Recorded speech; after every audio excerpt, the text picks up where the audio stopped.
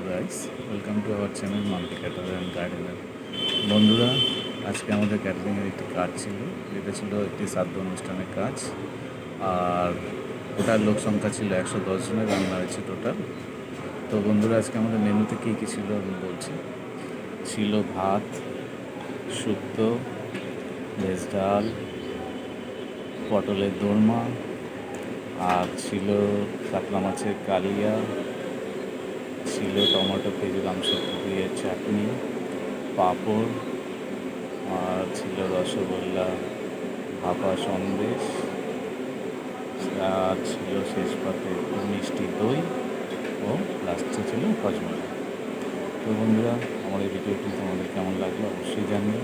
যদি ভালো লাগে তাও জানিও, আর ভালো না লাগে সেটাও জানিও। আর যদি ভালো লাগে তাহলে একটু লাইক, কমেন্ট ও শেয়ার করে দিও।